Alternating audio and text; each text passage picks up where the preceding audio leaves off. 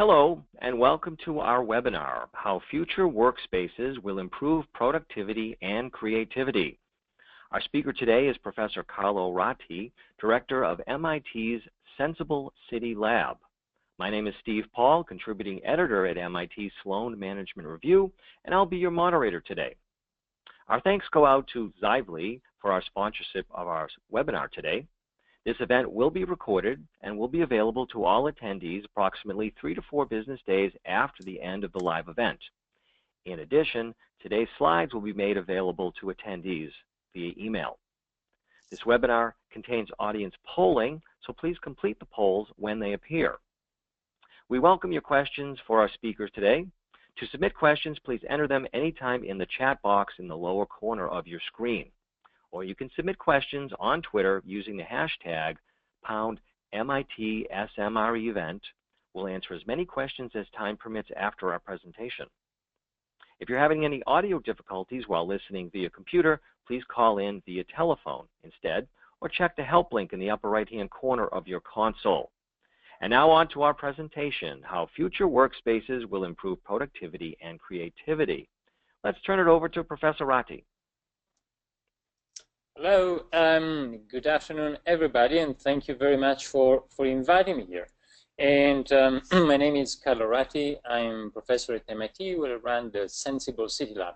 When we do the Senseable City Lab, we are passionate about how digital technology is transforming the way we understand, we design, and ultimately we live in our cities and in the environment around ourselves.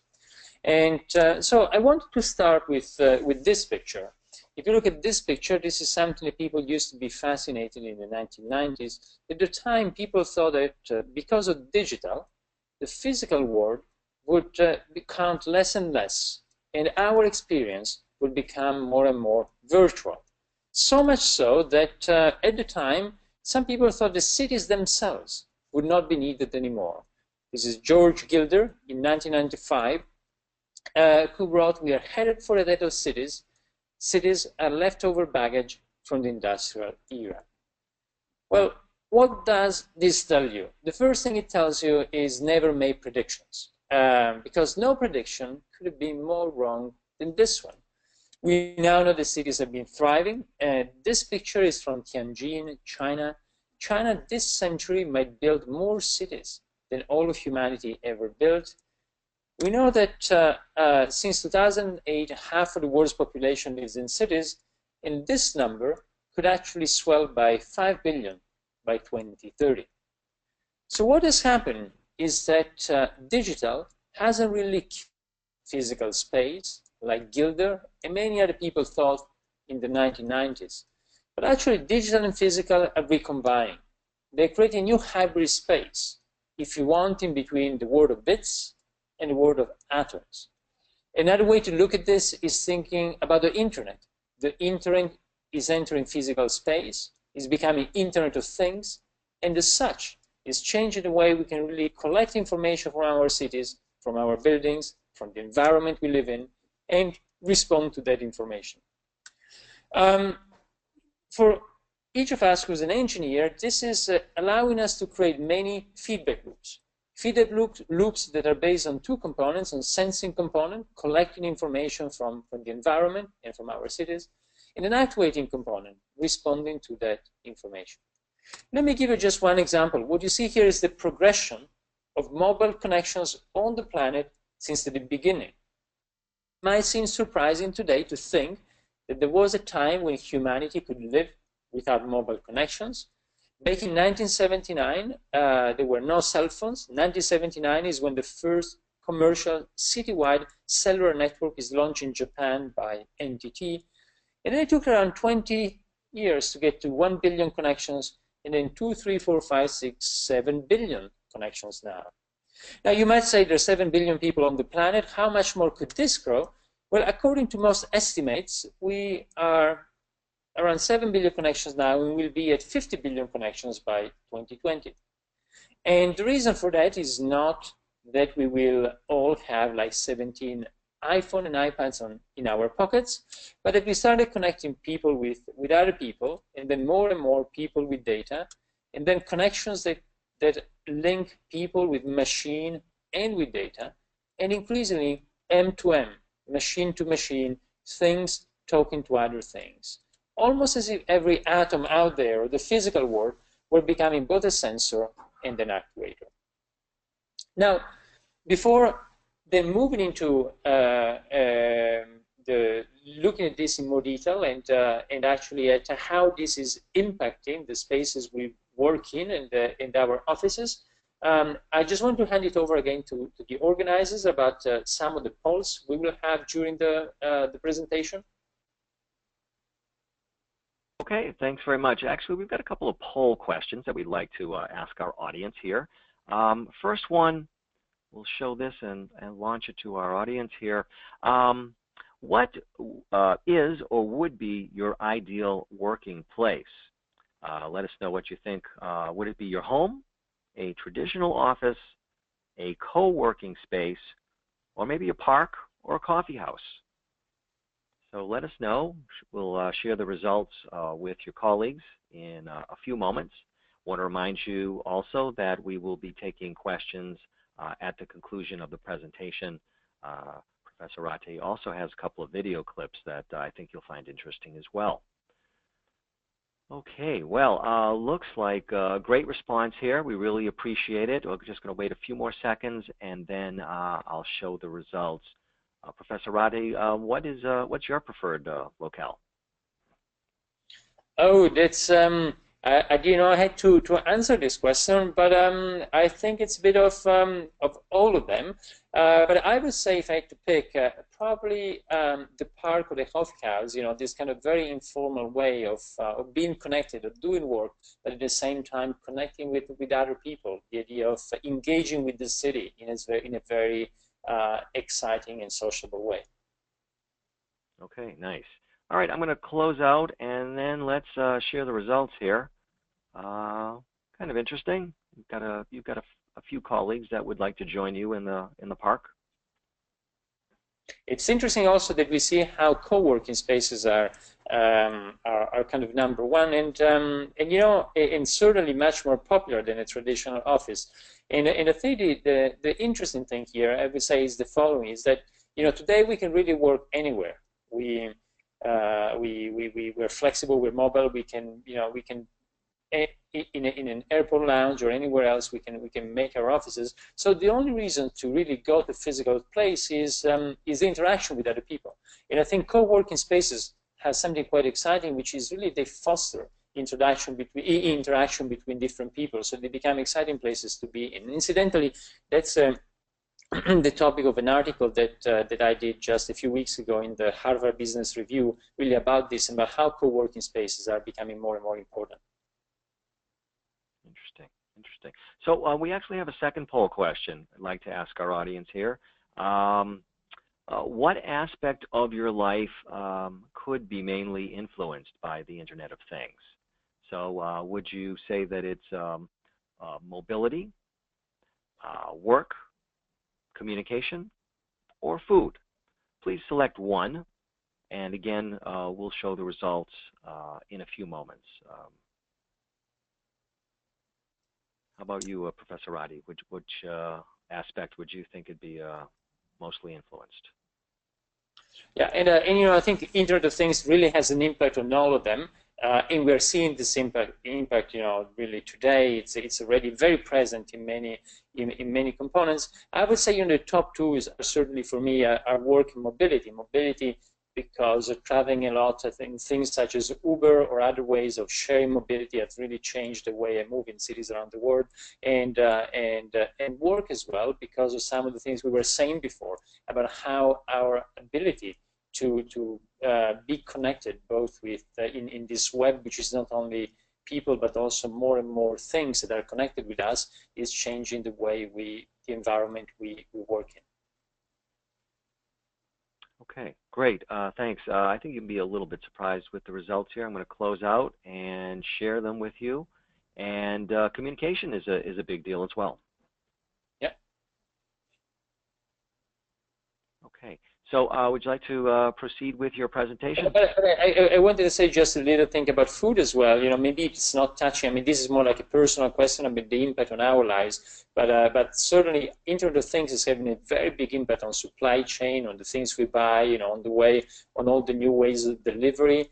Whereby you get, you can get your vegetables or locally sourcing food, of tracing all the products inside what we buy. So certainly it's also a very exciting field, even if perhaps we're not noticing that yet, but that's also something that has a lot of promise as we move forward. Yeah, interesting, good point. Okay, I'm going to turn it back to you for your presentation. Great. Just a moment, I think, okay, we're back on the presentation. And well, as we were saying, so we have all this information we can sense from buildings and from cities, and we can use in order to respond to it. And I wanted to start with this when we think about offices and the way our cities are organized, about this, which is a quote from Le Corbusier, one of the greatest architects of the past century. In 1931, Le Corbusier and the group called CM, they brought a so-called charte d'Athènes. And there they were arguing for dividing every function in our cities. They said the 4 keys to urban planning are the 4 functions of the city: dwelling, work, recreation, use of leisure time, and transportation. So their idea was that our cities should be totally divided, with a place for work, neighborhoods for work, very well identified, places for sleeping, places for leisure, and all the connection between these places. Now, this is how many cities have been built in the past century. But if you think about this, this is quite absurd, because you're building a place for, a neighborhood for, say, for sleeping, that is used only for a few hours during the day and totally empty for the rest of the time. And the same for working neighborhoods or so. And then also you create a lot of congestion between the different places. So it is no surprise that since the 1960s and onwards, many people, including Jane Jacobs in the United States, started thinking about how to create much more mixed-use developments, basically neighborhoods where you got a little bit of everything. But we think that today, since 2000, with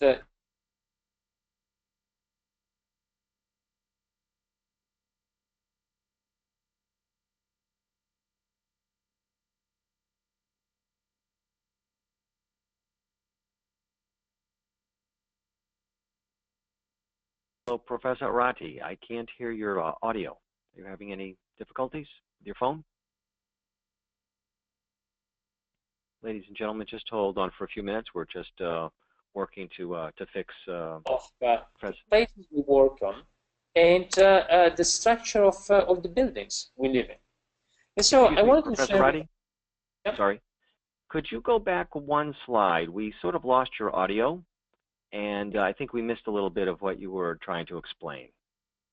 Apologies. I was saying that this is something that could really have an impact on the very structure of our buildings, so the transition between public space and private space, and the articulation of the spaces we live in.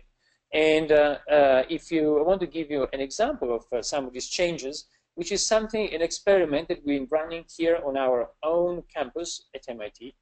So what you see here is the MIT campus. You see all of Boston. I'm sorry, Boston is a very green city. This is a winter picture, so it looks a little bit like post-nuclear explosion. You see MIT, the campus, it's almost like a small city inside the city. Harvard up there, don't bother. And MIT was one of the first places, first campuses in the world to be totally covered by Wi-Fi in the early 2000s. So over the year, this has produced some very interesting changes, so that people used to work, as you see here to the left, and now work in a much more flexible and free way. Now, these 2 pictures are a bit extreme. To the left, I looked for the most appalling computer room I could find. No daylight, only artificial lighting, and so on. To see a beautiful summer day. Today is like this on campus, but a few months ago during the winter, with the snow and maybe like 10 degrees Fahrenheit wasn't exactly the same, but it gives you an idea of these changes. What you see at the top, the old way of working, and what you see at the bottom, the new way of working in a much more flexible way. And again, this was brought in by the increased flexibility we have in being connected, in having a laptop, in working in a much more free way. And so we said, well, the network is producing these changes. So what if we're going to, if we could monitor the network to quantify what is going on? So the network is the source of the changes, but the network can also help us to better understand what is going on. So what we decided to do on the MIT campus is to start looking at all the access points, all the Wi-Fi access points, and then start monitoring them. So for instance, what you see here, you see a typical day on the MIT campus. You see people actually getting to the campus. You see the little bubbles tell you how many people you have in every building. And then you see people waking up, moving to the center of the campus, going to the classrooms, and then staying there, and then going back to the dorms at the end of the day. Now, if I show you, for instance, the aggregated activity across the whole campus is what you see here at the top of this graph. You see all the days in a week. So you see a Monday, a typical Monday, people get into the campus around 9 a.m. And then just a few people leaving the campus around 5 p.m. Many people still working quite late at night until 8, 9, 10, 11 p.m. Still a lot of activity in the middle of the night. And then the same pattern you see on Monday. And then the next vertical line, the white one, is Tuesday. And then Wednesday, Thursday, not on Friday, like today, activity slips away quite quickly on campus, like all over the world. And then you see Saturday and Sunday, they're almost like normal days. You see the activities almost like normal days, with something quite interesting that on Sunday night, you always have the little dent that you see there is between 9 and 10 p.m. And that's when all of us, we say, well, shit, tomorrow is Monday again, and you remember all the things you haven't finished for the new week. So if you take this and then you look at the same type of information across the whole campus, you see a signature like this for every room. This tells you the occupancy of every room on the campus. And if you analyze it, you see here, you can then take the information for the room and then analyze them, cluster them. What you see here is a Fourier transform. By doing a Fourier transform, we try to pick up the key frequencies of usage of every room on the MIT campus. You can do other type of clustering. And by doing this, you can really see how every space works. And you get this map, which is again the map of the campus, that shows you all this kind of overlap of different activities on the same space, which is what we were talking about before, the fact that because of these increased flexibilities, spaces are being used in a much more flexible and free way. Our office can be in one place in the morning, another place at lunchtime, another place in the afternoon. And so you see a lot of this really in the way the campus is being used in pictures such as this one. Now, there's other ways, other works we've been doing in order to see about how people use space. This is another project that we did not on the MIT campus, but at a museum in Paris. It's at the Louvre Museum. It's the largest museum in the world. And what we did here, we actually use sensors that detect Wi-Fi and Bluetooth in order to see all the flows of people in the museum. If you go to our website, you see actually the animations with all these flows. And then we analyze it. Again, this is a scientific paper where we analyze all this information, trying to make sense of it.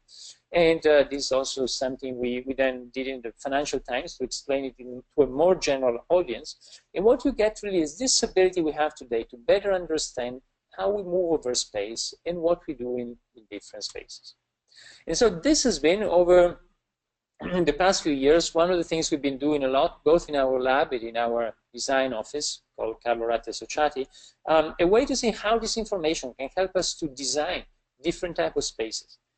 In this case, for instance, this is a co-working space in the city of Guadalajara, where we really work on this idea of inner courtyards that are very popular in Mexico and in Guadalajara in particular. This is a project that was launched by the previous Mexican president, Calderon, and how to use this kind of porosity of traditional courtyards in order to create a space that really will have this inherent flexibility of functions in itself. So this becomes, like the place for people to work, live, meet, and develop new ideas. Same with the outdoor spaces, that you see here, the spaces where, the outdoor also can become like an office, which is quite interesting. We couldn't do this like 5 or 10 years ago. We were chained to a desk.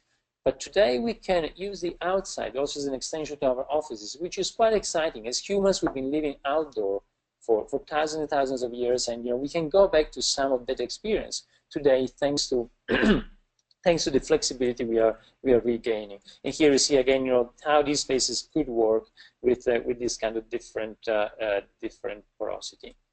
We're also working at the moment in designing some of the largest co-working spaces in Europe. This is a place in Milan, many thousands square meters, tens of thousands of square foot, is a co-working space, again, with big companies, small companies all coming together. You see some of the images of the entrance and the reception. This is also something that really basically we're exploring different ways of how the architecture itself can foster different activities, can allow us to have more flexible spaces. In this space, this is a space, again, is a co-working space that will also be the space for the chairman of Fiat Chrysler. So Fiat Chrysler is one of the, I think, top 5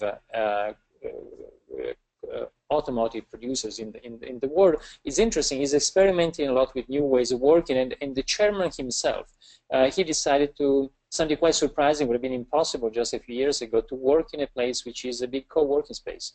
And so this would be both the co-working space and his own offices, main office. This flexibility, you can look at the scale of the building. You can look at it also the scale of furniture. In this project, we did with a furniture producer called Cassina.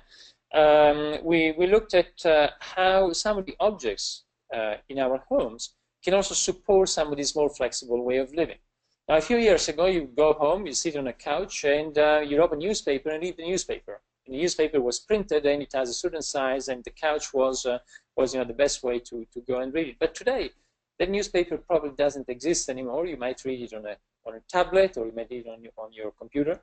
And then you might be wanting to post something online, on Facebook, on Twitter, or you might want to do other things. So the idea was, could you design a coffee table that could be both a traditional coffee table, but also a place where you can post or tweet and also meet with your friends. So that was the starting point, and they told us, "Okay, sure, this is very interesting, this is very good, but how can you do something like that? There's no piece of furniture, there's no material that can actually allow you to do that." Well, it turns out that we had a couple of ideas that we wanted to explore, that you could do that by using digital fabrication.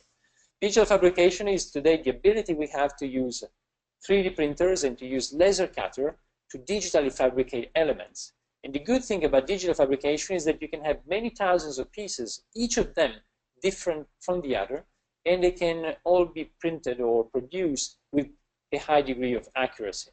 So if you start from something like this, which is like a basic hinge, and you look at this hinge, and you design different hinges which have a geometry that slightly changes between one and the other, then you can create a system or a material that is stable under different configurations. Like you see here, it's stable like this, or like this, or like this. So you can actually create a material that will have an inherent programming that will create different shapes in a stable way. Well, the good thing today is that if you use digital fabrication, you can also use it for prototyping very quickly. Prototypes used to be quite lengthy and expensive. Today, you can prototype very quickly using, again, just a laser cutter. Here's an example. So you see here, this just cutting some black plastic. You can see a slice of the unit. You see it like this when it's closed or when it's open. And how this material will take different stable configurations. And then here was about developing a slightly sophisticated version made of wood and aluminum.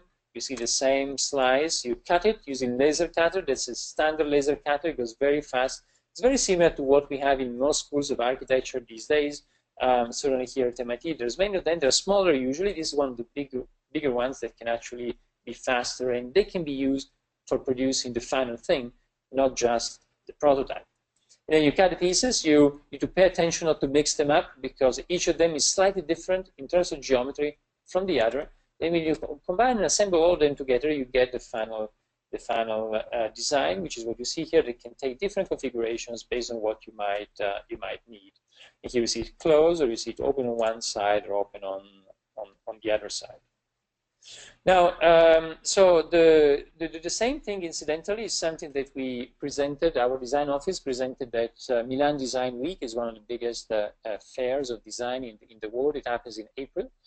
And over there, we'd actually been using the same principle, this principle of designing elements which are laser cut in order to create a stool that can take different configuration, open and close.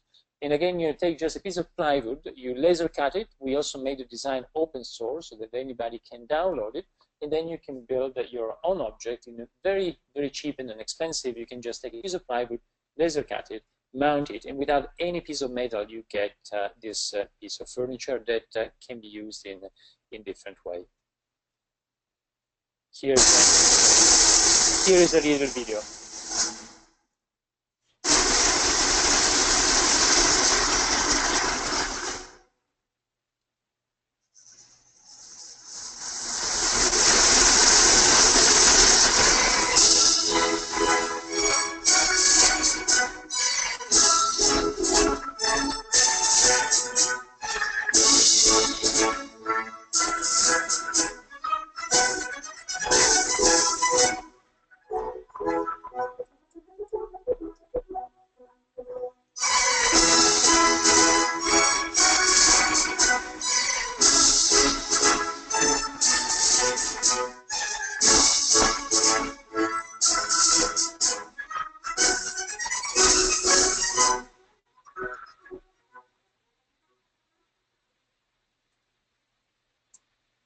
Again, about the furniture, I want to share with you another project. This also was presented just a few weeks ago with Vitra. Vitra is one of the main furniture companies in the world. They're based in Switzerland. And again, what is here? Can we create a furniture system that becomes modular and flexible? Something that we could use for some of the different activities we now need to carry out at home, in our offices, in the lobby, and so on. And so the idea was to have different elements that can be very quickly assembled, and they can change height. They can change height both by using a hand. You can put just hover the hand on the top of them, and then they will move up and down, or just using an app you can control them. And again, here's a little video that explains the project and the first prototype, which was just unveiled a few weeks ago.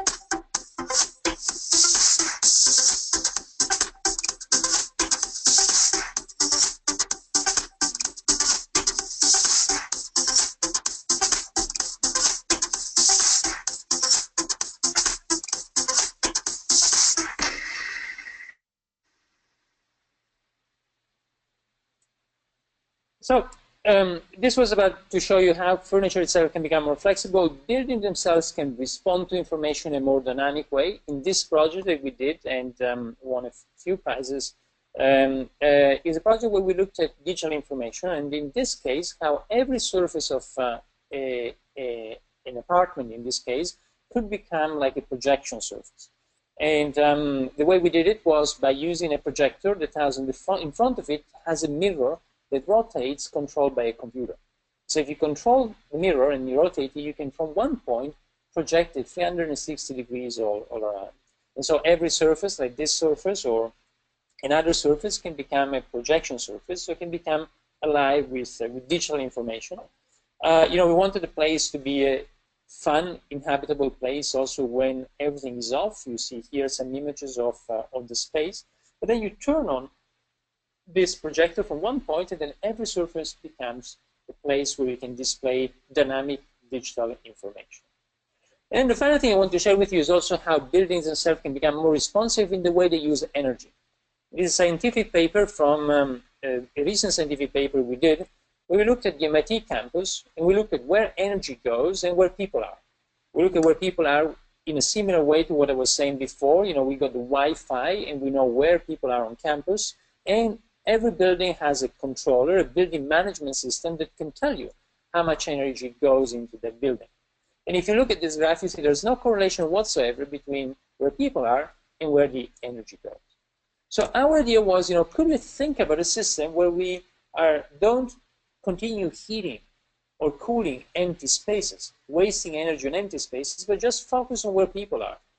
And we started with heating. So we looked at the idea of local warming. Can we actually just put heat exactly where people are? We did the first experiment at the entrance of MIT. You see it here. You had a little carpet. And then as you step onto the carpet, this kind of bubble of heat would follow you inside the building. Some people freaked out, but overall people loved it. The idea that you can have your own bubble and also control the temperature of the bubble. You could be at different temperature based on your own settings and preferences. So this was the first experiment we did. We then last year developed this further in creating like a ceiling for a building that could create this bubble of heat underneath. It was at an exhibition, so I'll show you here a little video of the making of that exhibition and how people played with it.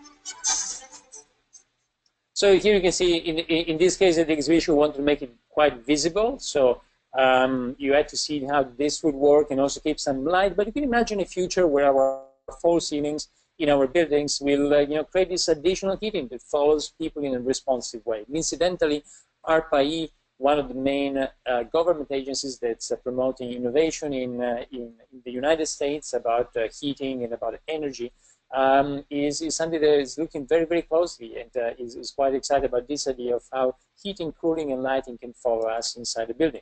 Incidentally, that's I showed before an image of the new Fiat Chrysler building, and there's something we are starting to implement over there, where both the cooling, the heating, and the lighting follow people inside the building with this kind of dynamic environment that can help us both to be more comfortable and control our environment, but most importantly to be much more sustainable by being able to save a lot of energy that today is wasted on empty spaces.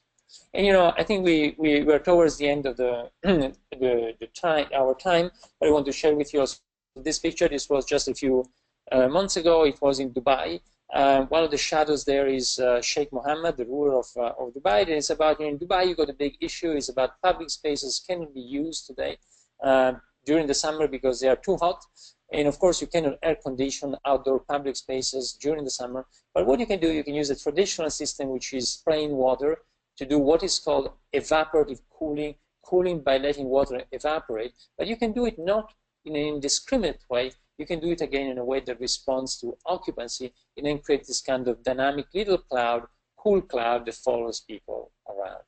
And this I wanted to share with you as a way, again, to summarize what we saw, the fact that today we're more flexible, and hence we want to build space around ourselves that, in terms of architecture, in terms of furniture design, in terms of inherent responsiveness of the systems that they use, thanks to Internet of Things, well, can actually support our activity in a more sustainable and flexible way. And I'll stop here. I think we are exactly on the 35 minutes, and look forward to the Q&A session now.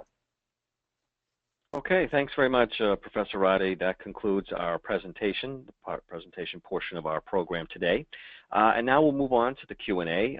We've got a lot of great questions here, and we'll continue to take your questions for the remainder of the hour. Just a reminder that you can submit your questions at any time by entering them into the chat box on the bottom left corner of your console, or again via Twitter using the hashtag #MITSMRE event. Let's see, we've got a couple of good questions we can start off with from Harathan. Harathan is mentioning, considering the number of IoT devices around the globe, communication bandwidth, do we have the spectrum to support, assuming cell phones face challenges with current LTE? What are your thoughts on that? Yeah, it's a great question. Now, what we've seen, I mean, it's a great question. It's a question that's been around also over the past probably 10, 20 years. People were thinking about this also at the beginning when cell phones started. You know, will we have enough band in order to have all of this wireless communication? And you know, what has happened so far is that, you know, our ability to manage the spectrum has increased together with the number of devices we've been having. So I would say that so far we've been quite in a good condition. I was at the at the Mobile Congress just a few months ago. That's the main event about all the mobile industry. And there, you know, some of the new developments, but some of the main players in this space, think about Ericsson. Ericsson produces most of the infrastructure for mobile communications. Also Huawei, their Chinese competitors, and a few others, you know, were showing some great innovations that really are aimed at having the Internet of Things, making Internet of Things a reality without some of these issues about bandwidth. I wanted to add an additional point, is that Internet of Things, the way it was framed initially, and that was in the late 90s, early 2000s, it happened really, a lot of the work at the time happened precisely here at MIT. People thought about other ways to make the Internet of Things a reality, and people were thinking a lot about RFID. And that never happened. And the reason it never happened is that RFID, of course, could work, but we didn't have a standardized reading infrastructure. So that's why Internet of Things at the time didn't work, and actually people were very excited in the early 2000s, and then, you know, the excitement kind of died. But now it's back, and it's back really because what has happened in the meanwhile is that we built two very pervasive infrastructures for communications. One is the cell phone network, same infrastructure, same standards all over the globe, covering basically, I would say, you know, covering today, if you exclude Antarctica and the North Pole, basically every other part of the globe, and also using Wi-Fi as a platform for making Internet of Things a reality. So today it's happening very, very fast because we are using an infrastructure, a standardized infrastructure we built at the same time.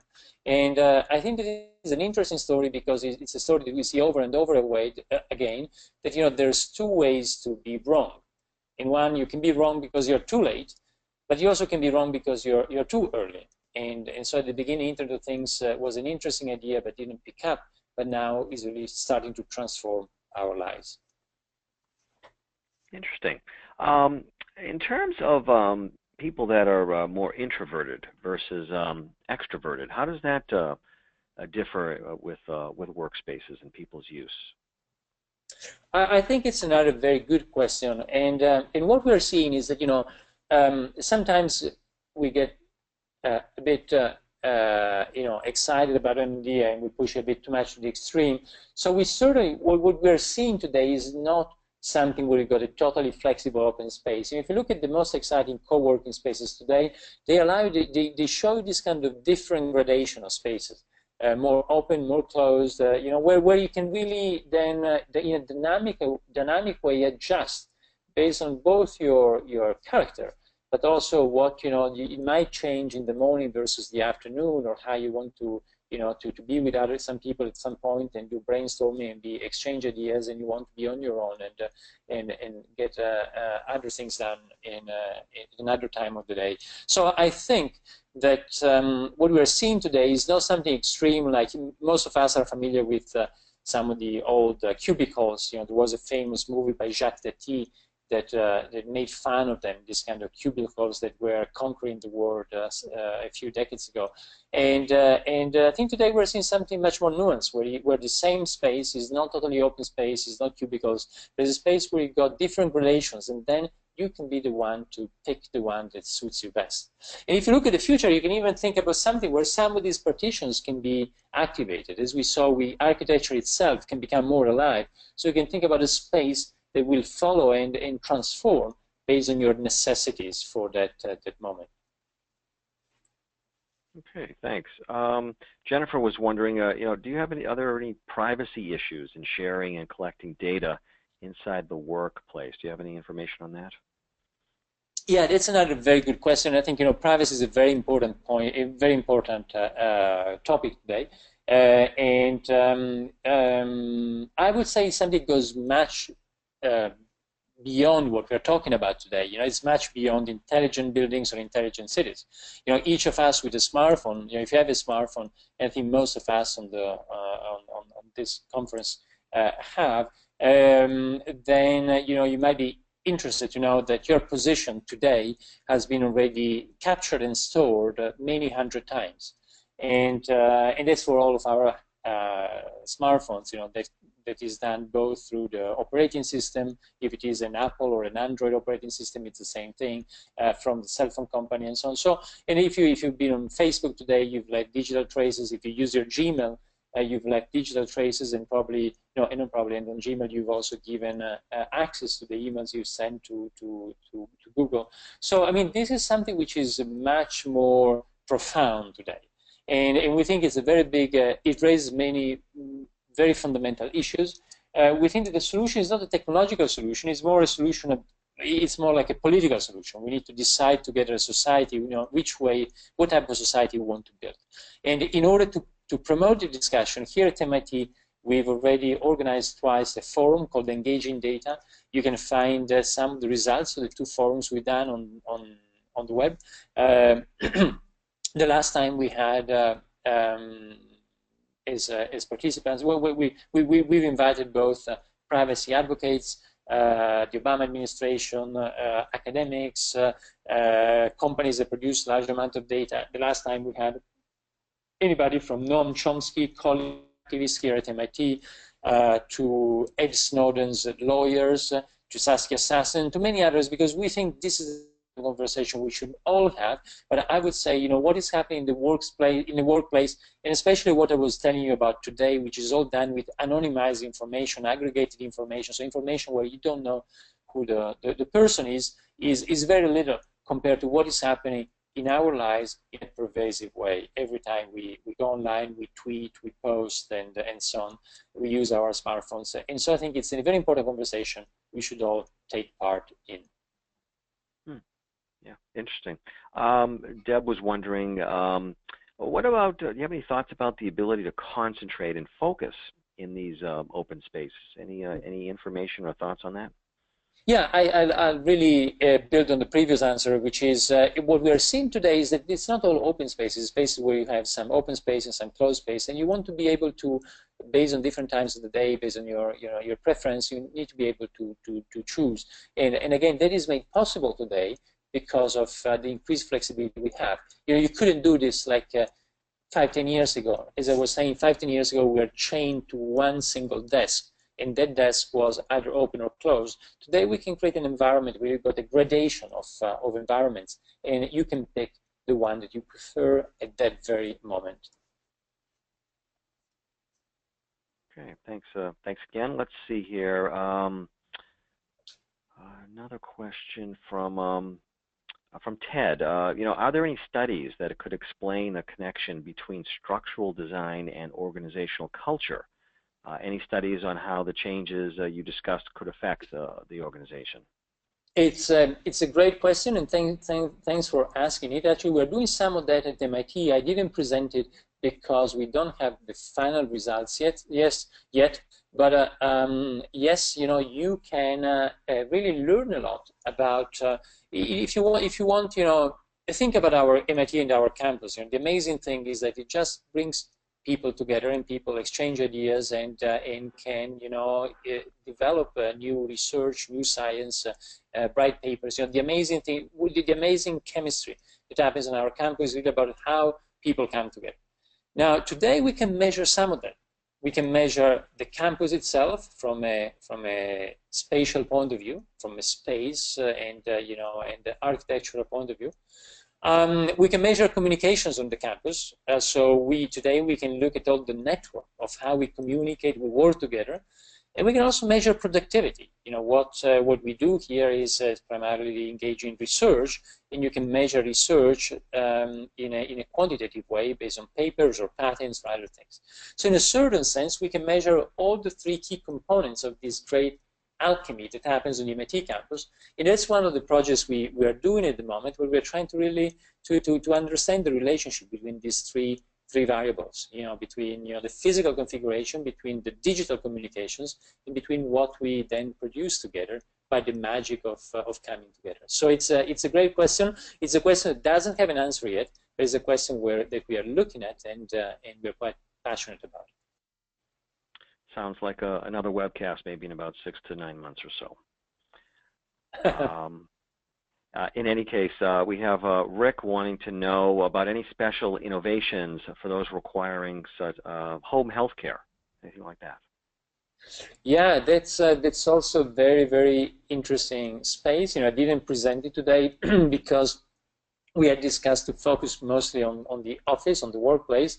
But a lot of these Internet of Things really allows you to transform healthcare at home. In a certain sense, it becomes very simple to put many sensors and to monitor things remotely, which is, I think, good news, because it means that we don't need to be, I mean, we can be at home and still have a certain level of healthcare that we couldn't once upon a time. And again, that is because of sensing, that is because of sensors, and that is because of remote monitoring. So we can really stay in the environment that's familiar to us. We don't need to leave it, and still be provided the level of attention and care that we couldn't have just a few years ago. And there's a lot of things, you know, it will take too long to get into this in detail, but there's really a lot of innovation happening in that space, especially in the United States. In the United States, as we all know, has a very inefficient healthcare system, inefficient by the World Health Organization standards. That if you look at, you know, the total amount of expenditure as a proportion as a fraction of GDP, is on average double the size of what most other developed countries do, or OECD countries do. But the results in terms of, you know, you can measure the results in terms of the lifespan and other metrics used by the World Health Organization are not much better, actually are a bit worse than some of the other countries.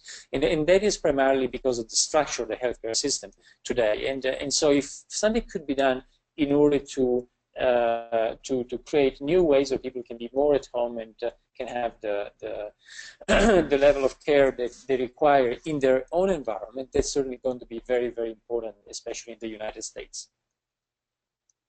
Okay, thanks. Diego wants to see if you could talk a little bit about the foreseeable impact of virtual reality, AR or mixed reality in the working experiences in these working spaces. Yeah, it's interesting. It goes back a little bit to the beginning of the presentation when I was saying the 1990s people were so excited about virtual reality. Now, what we see today is that really today we can really communicate very well. We're doing it right now with hundreds of us here talking together and exchanging ideas through different type of digital tools. We can just do it Skype and see each other. We could use also virtual reality, but it seems to me that somehow we want to go in the two key components. The key components are going to be two. And on the one side, we still want to have some physical spaces where we can enjoy the kind of serendipitous exchange, where new ideas are formed, and we can really promote creativity.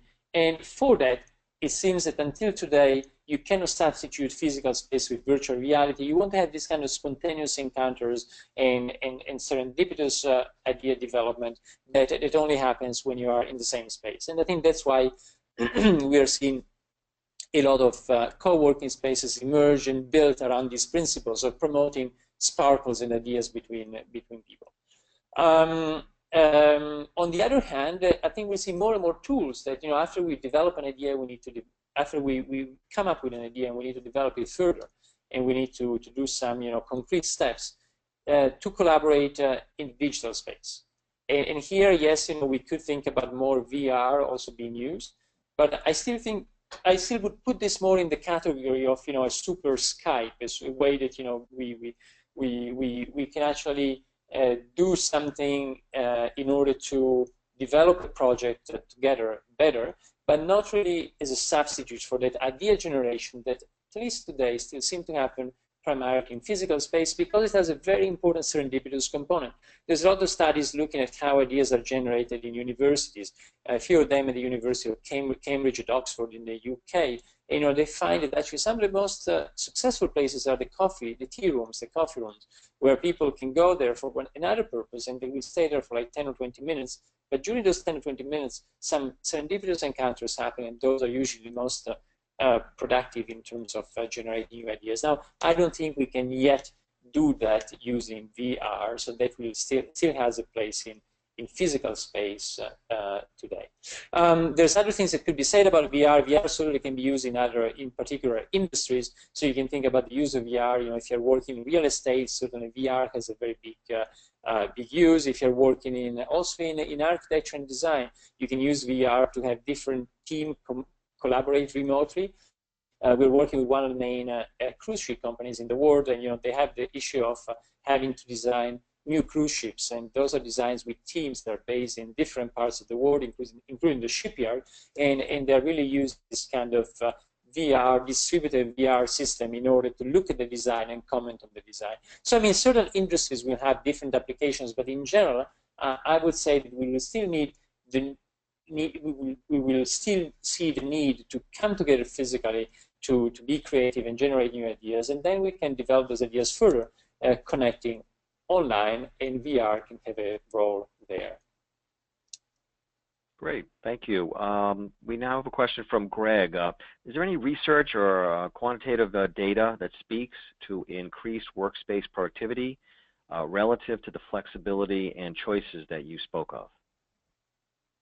It's very interesting. I think we certainly have some data. We start to have some data about the better use of real estate. So if you do this, if you're more flexible, and if you use co-working logics to your real estate, you can go down to less square foot per person, and you get like a more sustainable, because the real estate is used in a more efficient way. If you look at the occupancy curves, that I was showing on the MIT campus, they show you for every room, how many people are in the room. Then, those in traditional buildings will show you a lot of empty space. And if you overlap different activities over time, then you can use the square foot in a more efficient way, and so you can have a more effective piece of real estate. About the other side of the question, if I understand correctly, is about to go from the more shared user space into higher productivity.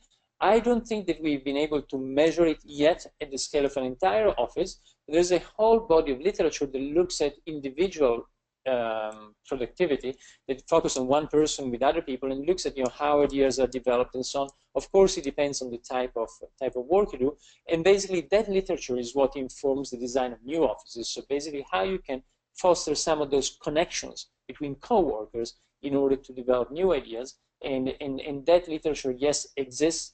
Has been, it comes from psychology and sociology, and that what is being used today in order to design the new office spaces. And I think, perhaps this new research we're doing on the MIT campus might be able to give us more like an aggregated picture. That's the one that I believe the question is talking about, an aggregated picture of how also different spaces can help us to be more productive. Okay, thanks very much. Maybe we can squeeze in one more question here. We had a number of people commenting about creativity, how and what kind of workspaces could engender creativity, if any, or if you have any thoughts on that. Yeah, I think I think we partially answered the question before, but really what we see in what has been studied at the level of few individuals is that a lot of those creative ideas come together in spaces that have this serendipitous nature of bringing together different people in a slightly relaxed way. There's also studies in psychology that show that usually our brain is most creative when it's not focusing on solving a problem in an analytical way, but actually when we've been trying that and solve the problem in an analytical way, but then we can relax a little bit. There's there's even papers that look at the power of relaxing and sometimes smoking marijuana or similar thing, and that's when the idea comes up.